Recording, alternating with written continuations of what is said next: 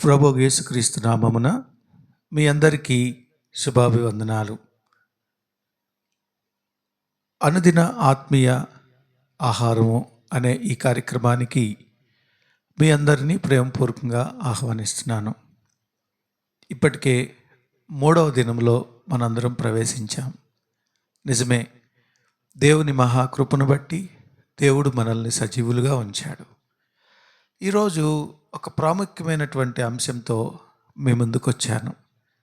ఈ లోకంలో ఉన్న ప్రతి ఒక్కరికి ఎప్పుడు కూడా ఆశీర్వదించబడాలి, మంచి జరగాలి, మేలు జరగాలి అని ఆశపడుతూ ఉంటారు. అంచెలంచెలుగా చిన్న వయసు నుంచి పెద్ద వయసులోకి వెళ్ళేటప్పుడు కానీ, చిన్న తరగతుల నుంచి పెద్ద తరగతులు కానీ, ఆ చదువు తర్వాత వారు ఉద్యోగాల్లో కానీ, ఉద్యోగం జాయిన్ అయిన తర్వాత ఉన్నతమైన స్థితిలోకి వెళ్ళటం కానీ, ఇలాగా ప్రతి మనిషి కూడాను తను మొదలుపెట్టినటువంటి స్థితి కంటే ఉన్నతమైన స్థితిలోనికి వెళ్ళాలని ఆశపడుతూ ఉంటాడు. నిజమే, మనము దేవుని మీద ఆధారపడినప్పుడు దేవుడు కోరుకున్నట్లుగా గనక మనం ఉంటే ఖచ్చితంగా దేవుడు మనల్ని ఆశీర్వదిస్తాడు. ఈరోజు ఒక ఆశీర్వాదం మనకు రావాలంటే మనం ఏం చేయాలి? దేవుడు మనకి ఏమిచ్చాడు? దేవుడు ఏమై ఉన్నాడు? ఈ 3 మాటల్ని మనం ధ్యానించుకోబోతా ఉన్నాం. చూడండి, కీర్తనల గ్రంథం 84వ అధ్యాయం 11వ వచనం నేను చదువుతా ఉన్నాను. జాగ్రత్తగా ఆలకించండి. దేవుడైన యెహోవా సూర్యుడును కేడమునై ఉన్నాడు. యెహోవా కృపయు ఘనతయు అనుగ్రహించును. యథార్థముగా ప్రవర్తించు వారికి ఆయన ఏ మేలును చేయక మానడు. గమనించండి, మొదటి మాటలో దేవుడైన యెహోవా సూర్యుడును కేడెమునై ఉన్నాడు. రెండవది, యెహోవా కృపయు ఘనతయు అనుగ్రహించాడు. మూడవది, యథార్థంగా ప్రవర్తించే వారికి ఆయన ఏ మేలు చేయక మానడు అని చెప్పాడు. గమనించండి, దేవుడు ఏమై ఉన్నాడు అనంటే దేవుడు ఉన్నతమైన వాడు, సర్వసృష్టికర్త. ఈ అధ్యాయంలో పైనుంచి చదువుకుంటా వస్తే 3 సార్లు సైన్యములకు అధిపతియగు యెహోవా అని సంబోధించబడింది. నిజమే, సైన్యములకు అధిపతియగు యెహోవా అనంటే ఈ ప్రపంచంలో, అలాగే పరలోకంలో, యహలోకంలో అన్నిటికంటే ఉన్నతమైనటువంటి మన దేవుడు. ఆయన సైన్యములకు అధిపతియగు యెహోవా. మీరు గమనిస్తే హన్నా ప్రార్థన చేసేటప్పుడు ఇదే మాట వాడుతుంది. సైన్యములకు అధిపతియగు యెహోవా అని మొదలు పెడుతుంది తన ప్రార్థనలో. నిజమే, మన దేవుడు మోస్ట్ హై. ఆయన అందరికంటే ఉన్నతమైన వాడు. అంతేకాదు, ఆయన సూర్యుడును కేడెమునై ఉన్నాడు. సూర్యుడు అనంటే నిన్న మనం చదువుకున్నటువంటి వాక్యంలో దేవుడు మనకు వెలుగై ఉన్నాడు. నిజమే, సూర్యుడు లేకపోతే వెలుగు లేదు. ఇక్కడ భక్తుడు ఆయన్ను సూర్యుడితో పోల్చాడు, అనగా ఈ లోకానికి ఆయన వెలుగునిచ్చాడు. కేడెము అనంటే ఆయన మనల్ని కాపాడుతూ ఉన్నాడు. నిన్ను కాపాడువాడు కునుకడు, నిద్రపోడు కదా. చాలాసార్లు మనల్ని మనం మర్చిపోతాం. మనం డ్రైవింగ్ చేసేటప్పుడు కానీ, లేకపోతే ఇంకా మన పనుల్లో మనం ఉన్నప్పుడు తెలియకుండానే చాలా ప్రమాదాలు మనకి పొంచి ఉండి త్రుటిలో తప్పిన సందర్భాలు ఎన్నో. వీటన్నిటికీ కారణం ఏంటో తెలుసా? మన దేవుడు తన కేడెమును ఉంచి మనకు ఆపద రాకుండా ఆయన మనల్ని కాపాడాడు. ప్రియమైన దేవుని బిడ్డలారా, గమనించండి, దేవుడు ఏమై ఉన్నాడో, ఏం చేస్తున్నాడో చెప్పా. మీకు ఇంకోటి తెలుసా? యెహోవా మనకేమిచ్చాడు? దేవుడు మనకేమిచ్చాడో తెలుసా? కృపయు ఘనతయు ఇచ్చాడు. కృప అంటే ఏంటో తెలుసా? మనకి ఏది అర్హత లేదో ఆ లేని అర్హతకు మనల్ని తృణీకరించకుండా ఆయన కృపతో మనకు ఇచ్చినటువంటి గొప్ప బహుమానం. ఈరోజు మనం ఉన్నటువంటి పరిస్థితి, ఒక 10 సంవత్సరాలకు వెనక్కి వెళితే మన పరిస్థితి ఎలా ఉంది? మన చదువులేంటి? మన స్థితి ఏంటి? మన ఆర్థికపరమైన పరిస్థితులు ఏంటి? ఈరోజు మనం ఉన్నటువంటి పరిస్థితి ఏంటి? నిజమే, ఆయన ఉచితమైన కృప ద్వారా పాపం చేసిన మనకు మొదటిగా రక్షణ ఇచ్చాడు. ఎన్నోసార్లు దేవుడు తన కృపతోనే మనల్ని కాపాడుతూ ఉన్నాడు. కొన్నిసార్లు దేవునికి మనం దూరంగా ఉన్నా మన దేవుడు ఎన్నడూ మనల్ని విడిచిపెట్టలేదు. ఆయన ప్రేమాపూర్ణుడు, ఆయన కృపామయుడు. ఆయన మనకేమిచ్చాడో తెలుసా? తన కృప ఇచ్చాడు. అందుకనే ఏ యోగ్యత లేని నన్ను, ఏ యోగ్యత లేని మనల్ని దేవుడు తన రాజ్యంలో చేర్చుకోవటానికి మన కోసం ఆయన శిలువలో రక్తం కార్చాడు. అంతేకాదు, ఆయన ఘనత ఇచ్చాడు. నిజమేనండి. ఈ లోకంలో అనేక మంది పాస్టర్ గారులు, పెద్ద పెద్ద సేవకులు సంఘాలు కట్టి అనేక మందిని దేవుని దగ్గరికి నడిపిస్తూ ఉన్నారు.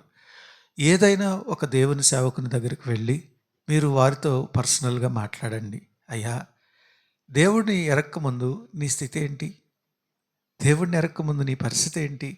నిజమే, పాపంలో, శాపంలో, త్రాగుబోతులై, తిరుగుబోతులై, దొంగలై, హంతకులై, దేవుణ్ణి దుఃఖపెట్టి సమాజానికి దూరమైనటువంటి అనేక మంది వ్యక్తులను దేవుడు ప్రేమించి ఈరోజు ఆయన రక్షణ ఇచ్చి వారి ద్వారా అనేక మందికి రక్షణ అనుగ్రహిస్తూ ఉన్నాడు.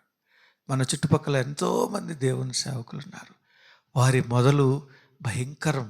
దేవుని ఎరక్కముందు వారి స్థితి బహుదీనమైన స్థితి. ఈరోజు ఆయన ఘనత ఇచ్చాడు. ముఖ్యంగా గుంటూరులో ఆలోచిస్తే ఎంతమంది దైవ సేవకులు, అన్ని మూలల పెద్ద పెద్ద సంఘాలు ఏర్పాటు చేశాడు దేవుడు. నిజమే, ఒక దిక్కున బైబిల్ మిషన్ సంఘం, సిటీకి అమరావతి రోడ్లో హోసన్నా మినిస్ట్రీస్, ఇటు పొన్నూరు రోడ్లో హోలీ మినిస్ట్రీస్, ఊరు మధ్యలో అనేక ఏఈఎల్సి చర్చిలు ఉన్నాయి, అలాగే బ్యాప్టిస్ట్ చర్చిలు ఉన్నాయి. నిజమేనండి, ప్రతి ప్లేస్లో కూడాను దేవుని మందిరాలు ఉన్నాయి. గొప్ప గొప్ప దేవుని సేవకులు ఉన్నారు. నిజమే, ఇదంతా ఒకప్పుడు వారు దేవుని ఎరక్కముందు ఉన్నటువంటి స్థితి. కానీ ఈరోజు దేవుణ్ణి తెలుసుకున్న వారు ఘనులైనారు. అనేక మందిని రక్షించడానికి, పాపంలో కొట్టుమిట్టువాడుతున్నా ఉన్న వారికి ఈ దేవుని సేవకులు ఎంతో కష్టపడి వారు మన కోసం కన్నీరు కారుస్తూ ఉన్నారు. నిజమే, అందుకనే మన దేవుడు కృపయు ఘనతయు మనకు అనుగ్రహించాడు. నేను కూడా మారు మనసు పొందకముందు చదువులో చాలా వెనకుండేవాడిని. దేవుడిని నమ్ముకొని నా హృదయాన్ని దేవుడికి ఇచ్చిన తర్వాత, ఆయన్ని సొంత రక్షకునిగా అంగీకరించిన తర్వాత దేవుడు అంచెలంచెలుగా నన్ను దీవించాడు. అటు చదువులోను, ఇటు ఉద్యోగంలోను, ఇటు ఆత్మీయ స్థితిలోను, అలాగే సంగీత పరిచర్యలోను దేవుడు నాకు తోడుగా ఉన్నాడు. ఇదంతా కూడా ఆయన కృప, అలాగే ఆయన ఘనత. మూడవదిగా, దేవుడు మన దగ్గర నుంచి ఏం కోరుకుంటున్నాడు? ఆయన సైన్యములకు అధిపతి యెహోవా, ఆయన సూర్యుడును కేడెమునై ఉన్నాడు. రెండవదిగా మనకేమిచ్చాడంటే కృపను ఘనతయు అనుగ్రహించాడు. మూడవదిగా ఆయన మనల్ని కోరుకుంటున్నది ఏంటో తెలుసా? ఆయన కోరుకుంటున్నది చదువుతాను చూడండి. యథార్థముగా ప్రవర్తించు వారికి ఆయన ఏ మేలును చేయక మానడు. ఆయన ఏం కోరుకుంటున్నాడంటే ఒకే ఒక మాట కోరుకుంటున్నాడు, మనము యథార్థంగా ప్రవర్తించాలి అనుకుంటున్నాడు. నిజమేనండి, యథార్థత అంటే చాలా అర్థాలు ఉన్నాయి. అంటే ఏంటో తెలుసా? నీతిమంతుడు. దేవుడు బైబిల్లో ఒక వ్యక్తి గురించి ఒక గొప్ప సాక్ష్యం చెప్తా ఉన్నాడు. యోబు దగ్గర గురించి, యోబు గురించి సాతానుతో మాట్లాడుతున్నాడు. యోబు గ్రంథం 1వ అధ్యాయం చూస్తే దేవుడు సాతానుతో ఛాలెంజ్ చేస్తూ ఉన్నాడు. ఊజు దేశమందు ఒక మనుషుడున్నాడు. ఆయన యథార్థవంతుడు, నీతిమంతుడు, చెడుతనమును విసర్జించి దేవుని యందు భయభక్తులు గలవాడి అని దేవుడు సాతానుతో చెప్తా ఉన్నాడు. నిజమే, అంతేకాదు, ఆదికాండంలో 7-8 అధ్యాయాల్లో నోవహు గురించి మాట్లాడేటప్పుడు ఈ తరమంతటిలో నీవే నిందారహితుడు, కాబట్టి నీవును నీ ఇంటివారు ఓడలో ప్రవేశించండి అని చెప్పాడు దేవుడు. నిజమేనండి, ఆయన యథార్థత మన దగ్గర కోరుకుంటున్నాడు. యథార్థత అనగా అప్రైట్నెస్ అనంటే నీతిమంతుడు, నిందారహితం, చెడుతనను విసర్జించి మనం ఉండాలి. మన దేవునికి ఒక గొప్ప పేరుంది. ఆయన యథార్థవంతుడు, నీతిమంతుడు, నమ్మదగినటువంటి వాడు. నిజమే, ఆయన్ని నమ్ముకున్నటువంటి మనము ఆయన వలె ఉండాలని కోరుకుంటా ఉన్నాడు. దాన్నే యథార్థత అంటున్నాడు. దేవుడు చాలా స్పష్టంగా మాట్లాడుతున్నాడు. నేను పరిశుద్ధుడను గనుక మీరును పరిశుద్ధులై ఉండండి అంటున్నాడు. కొత్త నిబంధన కాలంలో యోహాను సువార్త 1:12 చదివితే, తన్ను ఎందరు అంగీకరించిరో వారందరికీ, అనగా తన నామమందు విశ్వాసం ఉంచిన వారికి దేవుని పిల్లలటకు అధికారం ఇవ్వబడిన. ఆయన ఈరోజు ఆయనకి మనకున్నటువంటి రిలేషన్ ఏంటో తెలుసా? Father and child. మరి మన పిల్లల దగ్గర నుంచి మనం ఏం కోరుకుంటాం? మన బిడ్డల్ని డాక్టర్ అవ్వాలి, ఇంజనీర్ అవ్వాలి, సొసైటీలో మంచి పేరు తెచ్చుకోవాలి, నా పరువు నిలబెట్టాలి అని అనుకున్నట్లుగానే మనల్ని సిలువలో రక్తముతో కొని మన కోసం బలియాగమైనటువంటి మన దేవుడు, మన తండ్రి మన దగ్గర నుంచి యథార్థత కోరుకోవటం తప్పు కాదు కదా. ప్రియమైన దేవుని బిడ్డలారా, ఇప్పుడు చదివినటువంటి ఈ మాటను నేను మరలా చదువుతాను. యథార్థంగా ప్రవర్తించువానికి ఆయన ఏ మేలు చేయక మానడు. దీన్ని ఇంకొక రూపంలో చదువుదాం. నీవు గనక యథార్థంగా ప్రవర్తిస్తే ఆయన ఏ మేలైనా చేస్తాడు. మూడో మాటగా, నీవు యథార్థంగా ప్రవర్తించకపోతే ఆయన నీకు ఏ మేలు చేయడు. ఒకే వర్డ్లో, ఒకే సెంటెన్స్లో ఎన్ని మీనింగ్స్ ఉన్నాయండి. నిజమే, నీకు మేలు కావాలా, నీకు ఆశీర్వాదం కావాలా, నీకు దీవెన కావాలంటే మొదట మన హృదయంలో మన యథార్థవంతుడైనటువంటి దేవుడు మన హృదయంలోకి రావాలి. ఆయన కోరుకున్నట్లుగా మనం ఉండాలి. యెహోవా యందు భయభక్తులు గలవానికి ఆయన మేలు చేస్తాడు. ఆయన కోరుకున్నట్టు, అనగా ఆయన ఏమి అసహ్యించుకుంటాడు, ఏమి కోరుకుంటాడు, ఏమి ఇష్టపడతాడు. ఈ లోకంలో ఉన్నటువంటి మాలిన్యాన్ని, ఈ లోకంలో ఉన్నటువంటి పాపాన్ని ఆయన ద్వేషిస్తాడు. ఎవరైతే నమ్మకంగా, ఎవరైతే ప్రార్థన చేస్తారో, ఎవరైతే పరిశుద్ధంగా జీవిస్తారో, ఎవరైతే నీతిగా ఉంటారో, ఎవరైతే యథార్థంగా ఉంటారో వారితో మన దేవుడు ఉంటాడు. వారు మొదలుపెట్టినటువంటి పనిని దేవుడు చక్కపరుస్తాడు, మన మార్గాలను సరళం చేస్తాడు. కాబట్టి నీవు యథార్థంగా ఉండాలని ఆశపడితే వెంటనే దేవుని దగ్గరికి వచ్చి, ప్రభువా నేను కూడా యథార్థంగా ఉంటాను అనగా, దేవునికి ఇష్టం లేనిది ఏదైనా మన హృదయంలో ఉంటే దాన్ని నేను తీసేస్తాను అని మనం దేవుణ్ణి అడిగితే తప్పగా మన హృదయంలోకి దేవుడు వస్తాడు. అంతేకాదు, మనకు దేవునికి మధ్యలో ఉన్నటువంటి అనేక రకమైనటువంటి కార్యకలాపాలను మనం అడిగితే దేవుడు తక్షణమే క్షమించాలని ఆశపడతా ఉన్నాడు. అటువంటి గొప్ప కృప దేవుడు మనందరికీ దయచేసి కాపాడును కాక. ప్రార్థన చేసుకుందాం. పరిశుద్ధుడా, ప్రేమ కలిగిన తండ్రి, గొప్ప దేవా, నీ పాదాలకు వందనాలు. ప్రభువా నాయన, ఈ అనుదిన ఆత్మీయ ఆహారము అనేటువంటి కార్యక్రమం ద్వారా ప్రతిదినము మాతో మాట్లాడుతున్న విధానం బట్టి వందనాలు ప్రభువా. నాయన, ఈ కార్యక్రమాన్ని ఎవరైతే వీక్షిస్తున్నారో వారందరికీ నీ కృప దయచేయండి. నిజమే, నీవు యథార్థవంతుడవు, నీతిమంతుడవు. నాయన పరిశుద్ధమైన దేవుడు, పాపినైన నా కోసం సిలువలో రక్తం కార్చావు.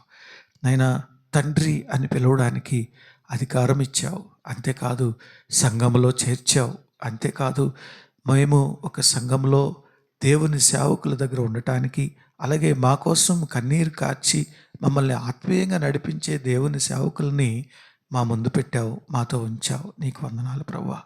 నాయన, ఈ సమయంలో ఎవరైతే ఈ వాక్యాన్ని వింటా ఉన్నారో నాయన, వారి జీవితాల్లో వెలుగు దయచేయండి. నాయన, వారు మొదలుపెట్టినటువంటి ప్రతి పనిలో మేలు దయచేయండి.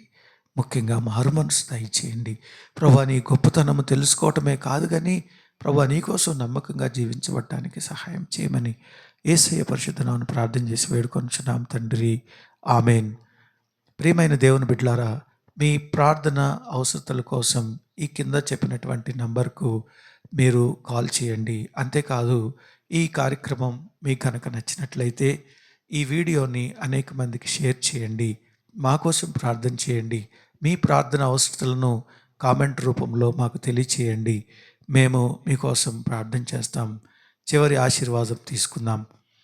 ఇప్పుడు మన తండ్రి అయిన దేవుని ప్రేమ, కుమారుని యొక్క సహవాసం, పరిశుద్ధాత్మ తోడు సదాకాలం మనకు తోడుగా ఉండి మనందరినీ క్రీస్తు వలె యథార్థవంతులుగా తీర్చి దేవుని కృపలో మనందరినీ వర్ధిల్లింప చేయునుగాక. ఆమేన్. అందరికీ వందనాలు. Thank you.